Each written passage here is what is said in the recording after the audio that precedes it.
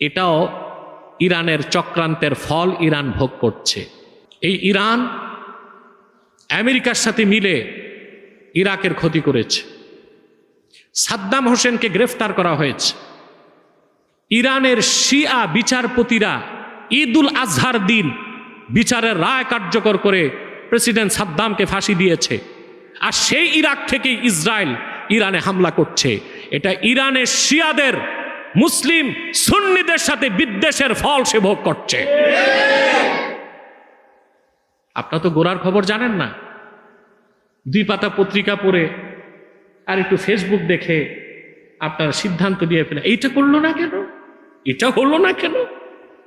আপনাকে global politics বুঝতে হবে। যুদ্ধে যেন ইসরায়েল শোচনীয়ভাবে পরাজিত হয় ইরানের কাছে, সেই কামনাও করব। আমরা জিহাদ ছেড়ে দিছি না। ইসরায়েল এবং ফিলিস্তিন যুদ্ধের ক্ষেত্রে বাংলাদেশের তথাকথিত তালেবর, বুইফোর, আতেল বুদ্ধিজীবীরা আরব বিশ্বের শাসকদের দিকে আঙ্গুল তুলে যে ওনারা কি করতেছে। তো প্রশ্ন হচ্ছে, বাবা তুমিও তো মুসলমান, তুমি কি করতেছো? শুধু সরওয়ার্দী উদ্যানে যে মার্চ ফর গাজা করে ভাবছো একেবারে দুনিয়া উল্টায় দিস। এখন আমরা যদি বলি বাংলাদেশ থেকে রিক্রুট করা হবে 1 লক্ষ মুজাহিদ যুদ্ধ করবে ফিলিস্তিনের পক্ষে, ইসরায়েলের বিপক্ষে, এই মুসলিম নামধারী বুদ্ধিজীবীরা আমাদেরকে সন্ত্রাসীর তকমা দিবে। এরা এত বড় হারামজাদা। সমাধান তো এইটাই। সমাধান কি? জিহাদুন ফি সাবিলিল্লাহ, শোর্ড অফ জাস্টিস, ইনসাফের তরবারি যেদিন মুসলমান হাতে তুলে নিবে, কিসের ইসরায়েল, দুনিয়ার সমস্ত পরাশক্তি মুসলমানের পায়ে চুম্বন করতে বাধ্য হবে। এই জিহাদের কথা বললেই এই তালেবর বুদ্ধিজীবীরা বলবে এ তো উগ্রবাদী, সন্ত্রাস। তো সমাধান শুধু কলমের খোসায় করতে চাও না, বাংলাদেশে বসে ব্যানসন সিগারেটে ফু দিয়া চায়ের কাপে ঝড় তুলে 2 কলম লিখে ওনারা ইসরায়েলকে পরাস্ত করে দিবে। এরা কত বড় মুনাফিক। আঙ্গুল তোলে আরব বিশ্বের শাসকদের দিকে। ওনারা যতটুক করার তো করছেই, কিন্তু ওনাদের কারণে যদি 3য় বিশ্ব যুদ্ধ শুরু হয়ে যায়, নিউক্লিয়ার ওয়ার, এটা কি কাজের কাজ হবে? কথা বলেন। ওনারা বুঝে শুনে যতটুক সহযোগিতা করার ততটুক করছে, কিন্তু সামরিক হস্তক্ষেপ ইসরায়েলে করতে পারে 3টা দেশ, তুরস্ক, মিশর, সিরিয়া। কারণ এগুলোর সীমান্তেই ইসরায়েল। সবচেয়ে বেশি দায়বদ্ধ হচ্ছে তুরস্ক। 1917 সালের আগে গোটা ফিলিস্তিন ছিল উসমানী খেলাফতের অধীন। এই ভূখণ্ডটা তুরস্কের। তুরস্ক এখন আমার ভূখণ্ড আমি ফিরিয়ে নিব বলে সামরিক অভিযান করতে পারে। এবং তুরস্ক ন্যাটো সদস্যভুক্ত, তার কাছে 100 অ্যাটম বোম আছে। কত? ন্যাটোর স্বার্থে সে ব্যবহার করতে পারবে 60টা, নিজের অস্তিত্ব রক্ষায় ব্যবহার করতে পারবে 40টা। সেও তো পারমাণবিক শক্তিধর। ভূখণ্ড ছিল তার, পাশে তার সীমান্তবর্তী রাষ্ট্র ইসরায়েল। সেই তুরস্ক চুপচাপ বসে আছে কেন?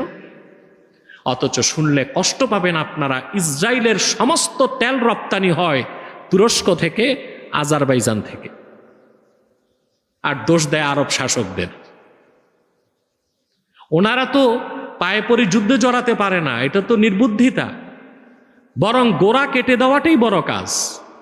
নৈতিক সমর্থন তারা দিচ্ছেন ইরানকে। ওনাদের আকাশ সীমা ইসরায়েলকে ব্যবহার করতে দিবেন না বলে দিয়েছেন। কিন্তু হামলা হচ্ছে কোত্থেকে? ইরাক থেকে।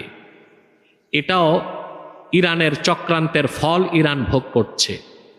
এই ইরাক ছিল প্রেসিডেন্ট সাদ্দাম হোসেন, একটি শক্তিশালী সুন্নি আরব রাষ্ট্র। আমেরিকার আগ্রাসনের সময় এই ইরান আমেরিকার সাথে মিলে ইরাকের ক্ষতি করেছে। সাদ্দাম হোসেনকে গ্রেফতার করা হয়েছে। ইরানের শিয়া বিচারপতিরা ঈদ উল আজহার দিন বিচারের রায় কার্যকর করে প্রেসিডেন্ট সাদ্দামকে ফাঁসি দিয়েছে। আর সেই ইরাক থেকেই ইসরায়েল ইরানে হামলা করছে। এটা ইরানের শিয়াদের মুসলিম সুন্নিদের সাথে বিদ্বেষের ফল সে ভোগ করছে। আপনারা তো গোড়ার খবর জানেন না।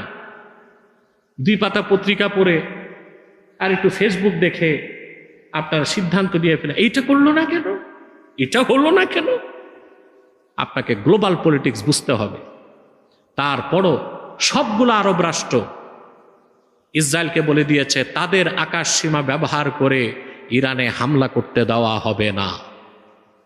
আমাদের এখানে সমাধান হচ্ছে জিহাদ। সমাধান কি?